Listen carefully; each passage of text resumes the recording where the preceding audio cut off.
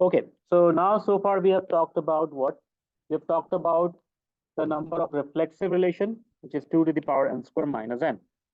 Now, next thing we want to talk about is number of symmetric relation. Okay, so let's take an example now. So let's work out the symmetric relation. So let's take, say, A. So question, number of symmetric relation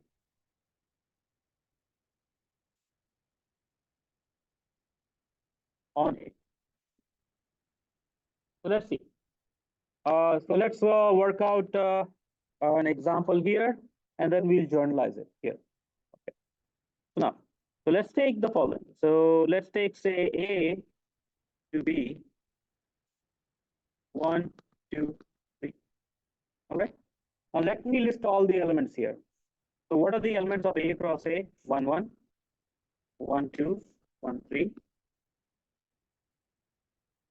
2, 1, 2, 2, 2, 3, 3, 1, 3, 2, 3, 3. Right? Do you agree? Yeah. We want to make a relation out of this, and we want that relation to be symmetric. Okay. All right. Now let's see. If 2, 1 is there, then 1, 2 must be automatically there in that relation. Do you agree? If AB belongs to R, then BA automatically belongs to R. Yeah, isn't it? So if you count 2, 1, then you don't need to count 1, 2 as a possibility. Do you see that, right? Yeah, because if 1, 2, 1 is there, 1, 2 must automatically be there. Does that make sense? So now, so we can have, so if you take, now let's talk about A to be of size n. Yeah. Now, how many of them? Let's take two cases. Let's take AB, where A is not equal to B. Yeah. So if AB is there, if AB belongs to R, then BA automatically belongs to R. Yeah. Do you agree with that? So out of AB or BA, we will only get how many elements? We can only get one possibility, extra possibility out of it, to include or not to include it. Do you agree? Yeah.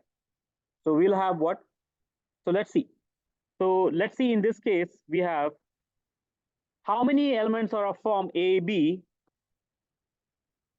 with A less than B. Let's work with that one first, okay? Because if you take A less than B, then automatically B less than A is automatically there, right? So how many elements are there such that A is less than B? In this case, how many do you get? 1, 2, 3. Do you agree? Yeah. If you organize it by n step, by n, let me take the diagonal elements like this. How many, the number, the ones which will be below will be there, right? How many of such elements are there? N squared minus n. If I remove this, right? Out of the whole n square, I'm removing the diagonal term. And then I need to divide that by 2. That will give me exactly the bottom part of it. Do you agree? Yeah. So these many sets are there where we have what? We have A is less than B. Yeah. Now we can choose to also include these elements as well, the diagonal elements as well, right? That's also going to give you extra possibility. You can choose to include it or not include it. How many of the diagonal elements are there? And so for each of these elements, we have possibility either to include it or not include it. So it's going to be 2 to the power. So this is the number of what? Symmetric relation.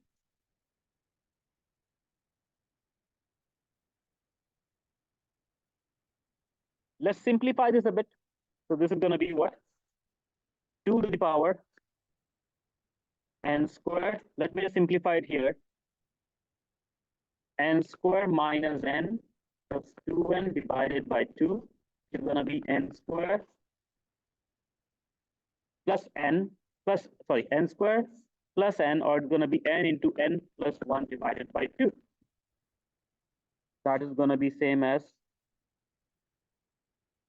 these many elements. Okay, that's one way of looking at it. Another way would have been, you could have seen one in this one. How many in the next row? How many do you get? 2. In the third one, you'll get how many elements? 3, right? So you're adding 1 plus 2. In the last row, how many elements will you get? N.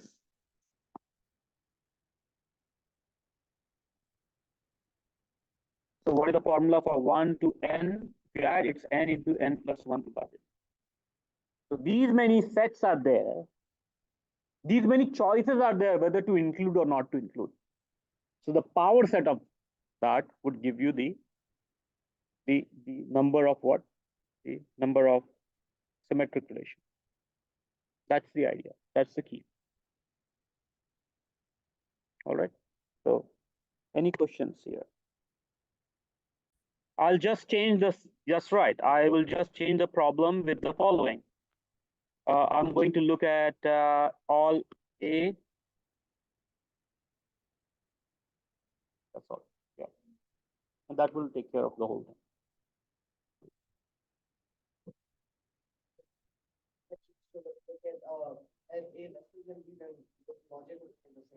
Logic would remain the same, but in my diagram, it should have been the upper part. The way I'm representing it. Of course, I can choose to represent everything now in different way. I'll start with 3, 1, 3, 2. Sorry, 3, 1, 3, 2. Sorry, 3, 3, 3, 1, 3, 2. I can change the order in which the elements are represented. Yeah, but yeah. Now, number of symmetric relation is very anti-symmetric relation. So number of anti-symmetric.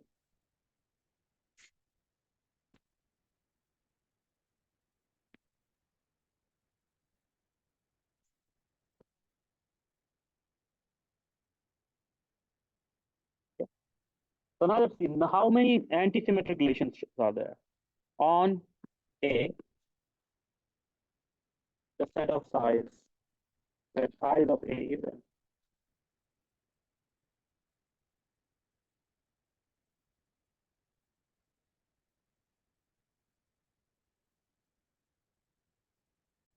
Okay, so we want to count the number of anti-symmetric on relation on A where size of A is n. Okay, so let's assume the case. So let's take a case where A, for any AB, A comma B, with A not equal to B. Yeah. What is the possibility? The possibilities are either A, B belongs to R, or BA belongs to R, or neither. Neither what? AB or BA belong to R. Yeah, does it make sense? So for every AB,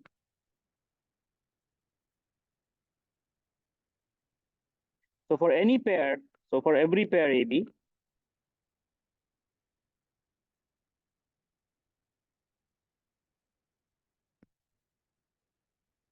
there are how many possibilities there are? There is 3 possibilities.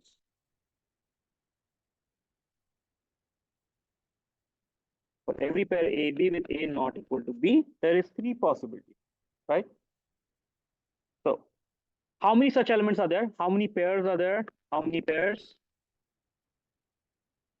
We're not counting them as ordered pair. We're counting them as a pair, as in a set 1, 2.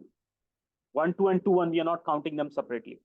Yeah. The reason for doing that is because, well, either AB is there or BA is there, right? So for every pair, we are counting all the possibilities anyway. Okay. So we are for every pair A comma B with A not equal to B, there is 3 possibilities, right? So how many pairs are there? A with A, B, A not equal to B. We have what?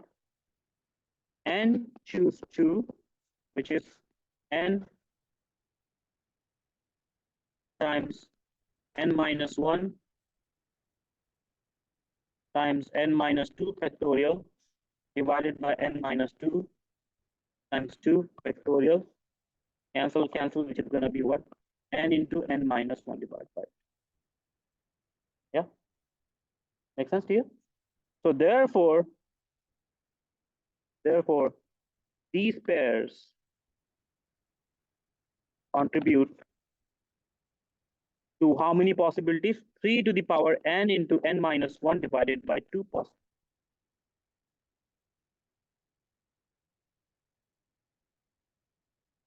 Yeah. So that is the case with A not equal to B. With A, if two elements are same, AA, if you consider there are the elements of form AA, there are how many elements? There are n elements of form what? A comma A, right? And so each can be included. So they can be, any of them can be included. So, and they contribute what? They each contribute two possibilities.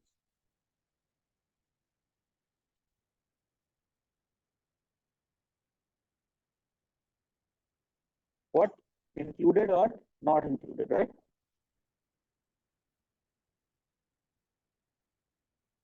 That is 2 to the power n possibilities in total. Therefore, total possibilities are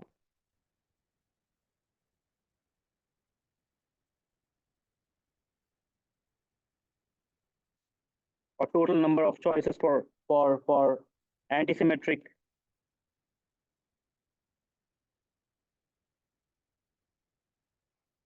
relation is 3 to the power n choose 2 multiplied by 2 to the power n. Or you can write 3 to the power n into n minus 1 divided by 2 times 2. So these are the total number of possibilities for how many, what relations? Antisymmetric relations.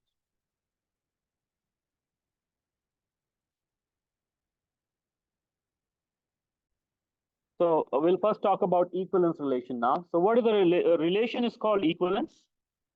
So relation on a set S is called equivalence relation if it is reflexive, symmetric, and transform. Okay. Now, let's take an example. Let's take R to be, say, 1, 2, all the way to, say, 10. All right. Now, sorry, this is not R, this is my set S. Okay. On this set S, I'm defining a relation. Let R be a relation, which is X, Y, all X, Y, such that X is congruent to Y mod. Okay. We have already seen that this is what? An equivalent relation. Right? We have already seen this, right? The mod is an equivalence relation here. Although we saw it on Z, but it's even for 1 to 10, this is an equivalence relation. Okay. Now we want to define, so take an element 1. Yeah. Now, what are all the elements which are related to 1? So 1 is related to 1, right? Do you agree? Right? Why? Because 4 divides 1 minus 1. Isn't it? The relation is what? The relation is A is related to B if 4 divides A minus B. What else is related to 1?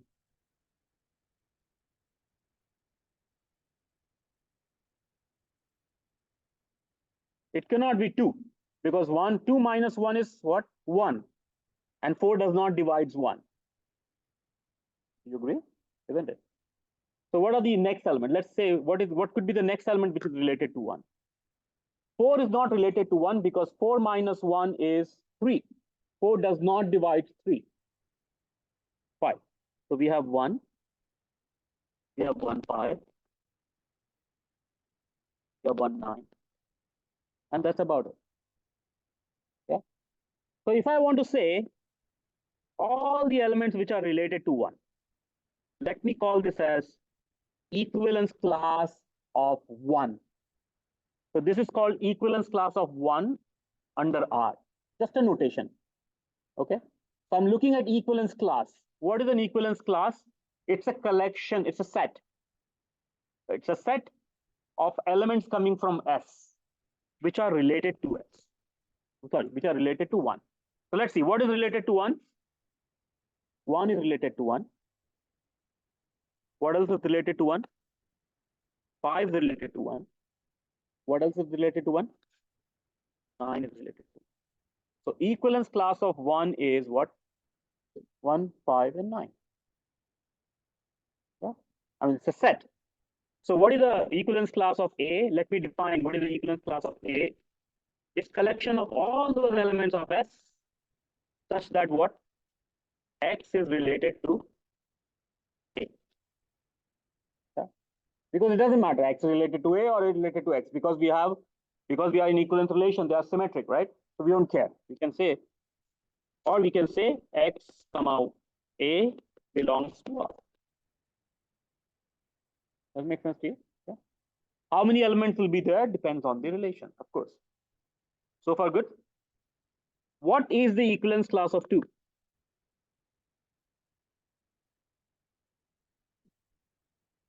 Let's see. First of all, 2 itself, because 2 minus 2 is 0. 4 divides 2 minus 2. Right? Because 4 is not in the equivalence class, because 4 minus 2 is what? Not 4. So next one will be 6. Now let's see another one. 10. Yeah, 10 minus 2 is 8, and 4 divides 8. So this is the equivalence class of 2. So far good. What about equivalence class of 3? So we have, of course, 3 there, because 3 minus 3, 4 divides 3 minus 3. So every element is going to be there. Why? Because that comes from the definition. Forget about checking. It's an equivalence relation. That means it's related to itself. So it must be there in the thing. Does that make sense to you? What about the other one? 7. You're seeing a relation, right? You're seeing a pattern. You're adding multiples of what? 4. And then what is the next one? That's all, right? Yeah. If you add another multiple of 4, you're out. What about equivalence class of 4? 4 itself, 8. So what about equivalence class of 5? 5 itself, 9, and 1. Because 5 minus 1 is 4, and then, or 1 minus 4, 1 minus 5 is minus 4, 4 divides it. What about equivalence class of 6?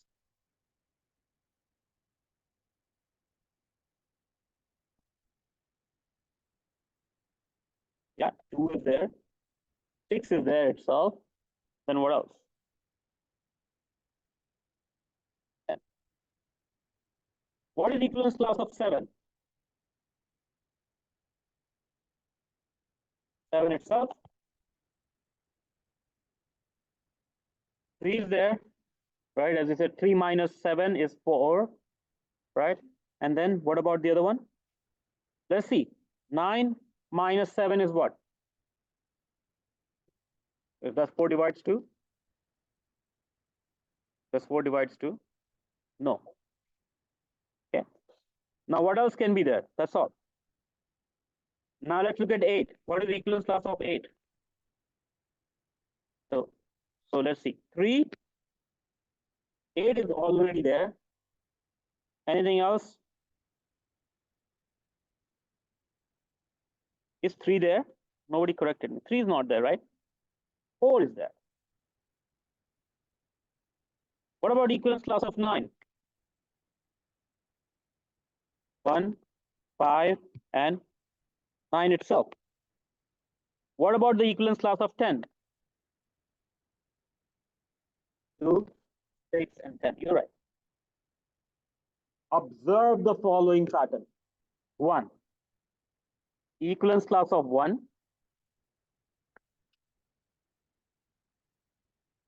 is same as equivalence class of 5. Look at equivalence class of 5. And it's also same as equivalence class of 9. Yeah.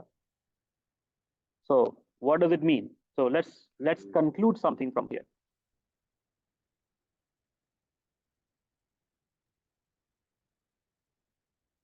So here is a theorem. If A is related to B, then equivalence class of A is equivalence class of B. Do you agree? Look at this. Is 5 related to 1? Right? Yes. Equivalence class of 1 is this 3-element set. Equivalence class of 5 is also this 3-element set. Is 3 related to 7? Yes. So equivalence class of 3 has these 2 elements. Equivalence class of 7 will also have these 2 elements. Yeah. So here's the result about equivalence classes. These 3 statements are equivalent. If A is related to B, then equivalence class of A is equivalence class of B. Yeah. And that is same as saying equivalence class of A intersection equivalence class of B is non-empty. Okay. So let's try to prove this result. So these following statements are equivalent. So that means what? This is equivalent to this, this is equivalent to this, and this is equivalent to this. All the equivalent sets, right? So generally the way to prove this is mathematically proving. You would say A is related to 1 from 1 to 2, 2 to 3, and 3 to what? 1. Because if I just have to prove this statement, I will have to go from this to this, right? If I have to prove that these 2 statements are equivalent, how much work do I need to do? I want to show that. So if I want to show that 2 of them are equal, I'll have to say 1 implies 2 and 2 implies what? Right? Then I'll have to say 2 implies 3 and 3 implies 2. Then I have to show 1 implies 3 and 3 implies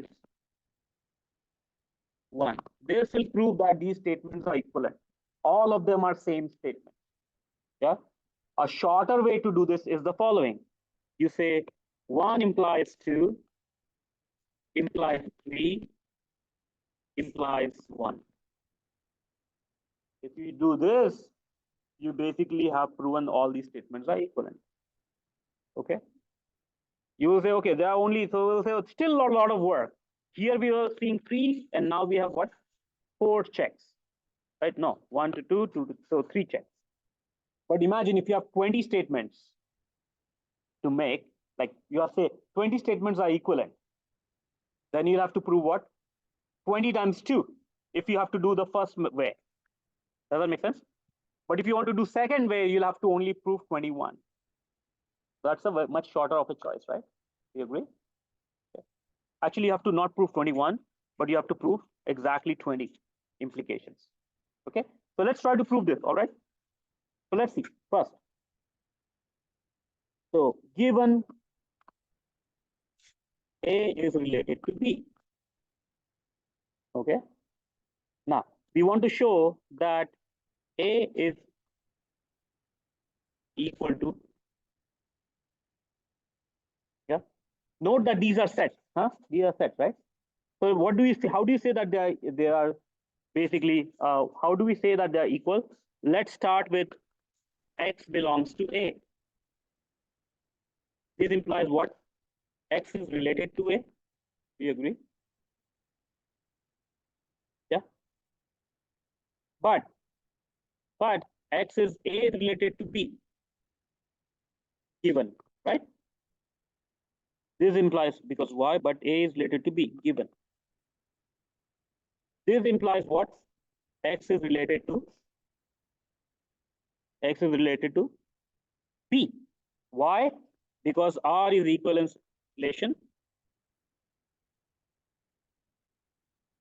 Therefore, it is also transitive. Right? It's an equivalence relation, therefore it's going to be transitive as well. Does that make sense? Yeah. So therefore, what this implies, X is related to P. That means what? X belongs to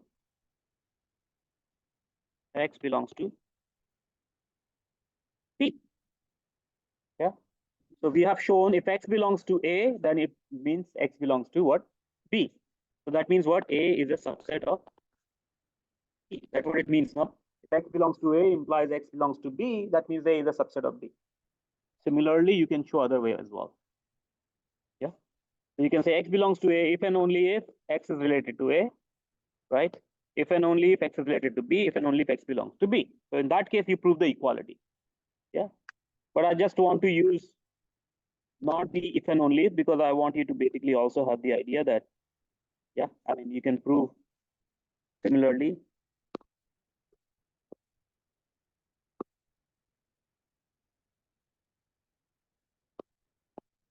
Yeah, so I will add, similarly, we can prove, similarly, we can prove P is a subset of.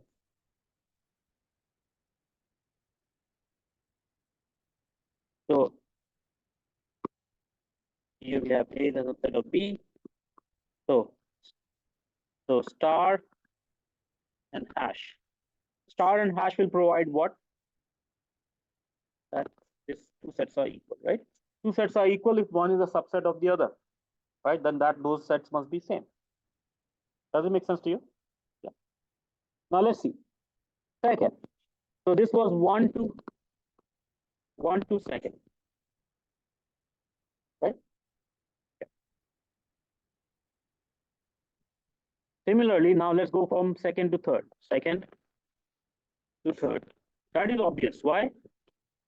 Well, if A is equal to B, this implies what? Well, if A is equal to B, we can clearly say that what?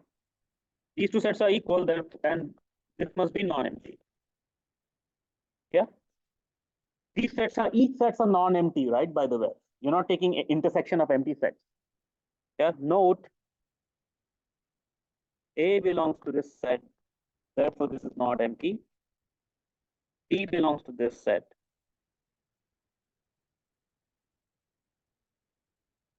This is not empty. If you take two non-empty sets which are equal, if you take the intersection, it's going to be non-empty. In fact, it's going to be the same set, but point is to say that it's non-empty. Is that okay? Now, so we have proven 2 implies 3. Now let's try to prove 3 implies 1. So 3. Let's try to prove 3 implies 1. So what are we given? A intersection B is not empty. Yeah. What do we want to prove? A is related to B. Yeah. Make sense here? Okay, let's try to prove this. Let X belong to A intersection B. Is it possible? Yes, because X is, this intersection is non-empty. That means there's some element there. You're calling it A. Okay. This means what? X belongs to A and X belongs to. Yeah. What does it mean? What is the definition of X belongs to A? That means X is related to A and X is related to B.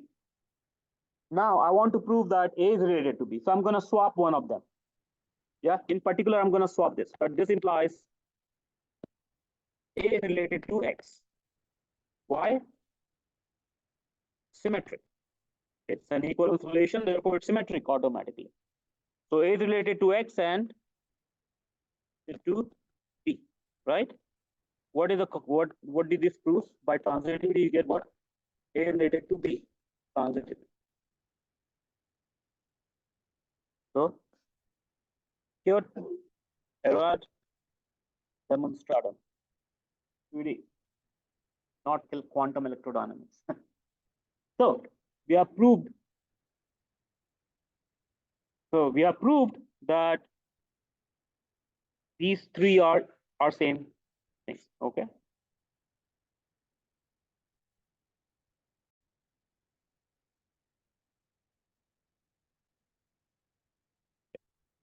Now equivalence class basically. So if you take an equivalence, if you take equivalence classes, they provide a partition of the set. So first of all, what does it mean by partition of a set? Okay. Let's try to argue it by a funny example. What is the partition of a house? You have one wall. So if this my house is A, what is the partition of this house? The partition of this house is A1, A2. Yeah. You break it into two parts in such a way. What is the partition? That A equals to what? A1 union A2. And what else? Is there anything else which is important for the partition? Hmm? Not necessarily. I mean, your family member, if you're partitioning the house, he can be, he cannot be just, and he can just give you a smaller piece. That's fine, right? What is the other thing for the partition? There is nothing in common. Yeah. What we have is A1 intersection A2 is what? Yeah. So let me draw a partition. So if I have a set A, I can have part SS. This will be the partition A1, A2, A3. Right? You break them into pieces such that, so a partition of a set S has the following properties. So partition of a set S is collection of disjoint non-empty subsets of AIs of S, such that union of I going from 1 to S of AI is S. So what is the partition of S? Partition of S is, let me write down in the expanded form, is A1, A2, all these sets AI, yeah, such that what happens? So such that what will happen? So let me just write AI.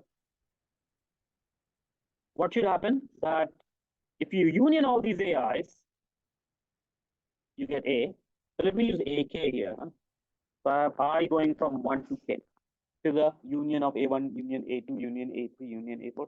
If you don't like that, you can write it as A1 union A2 dot union AK. This union should be the whole set S. Yeah. And not only that, if you take any two sets and you compute the intersection, it should be what?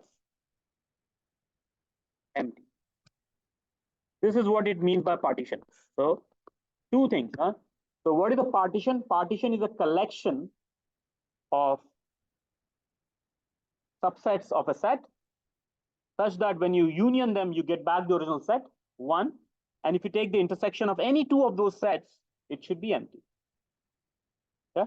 Is that a reasonable definition of partition? Yeah. Now, let's go to the equivalence class again. Here. So let's look at our set S, or S is 1 to 10, right? Do you agree? Yeah. So S can be seen as, let's take 1R. It's a set. Union what? 2R. Union what? 3. Union what? Let me drop the R as a notation, okay? Yeah. And this gives a partition. Do you agree? Right? So the partition of S is what? These sets. These are sets, okay?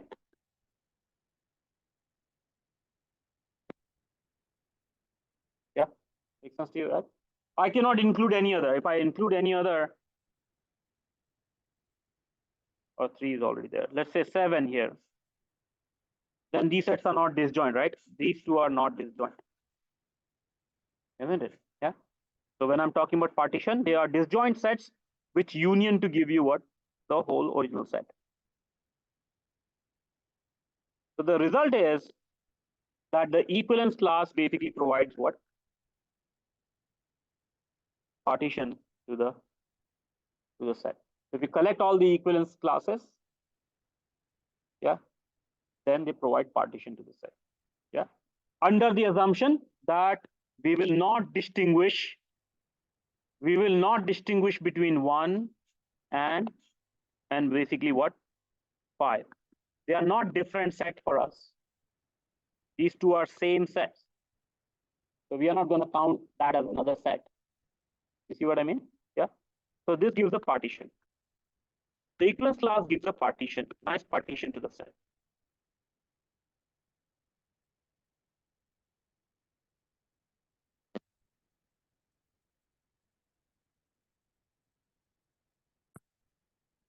So before I talk about partial orders, I want to talk about directed graphs. So what are directed graphs? Okay. So directed graphs are the following.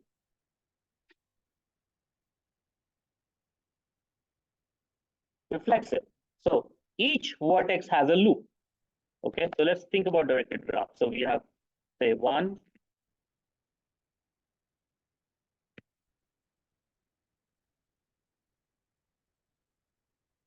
So we have 1. Let's think of basically what directed graph basically has. So what is a graph? Graph basically has some nodes. Okay.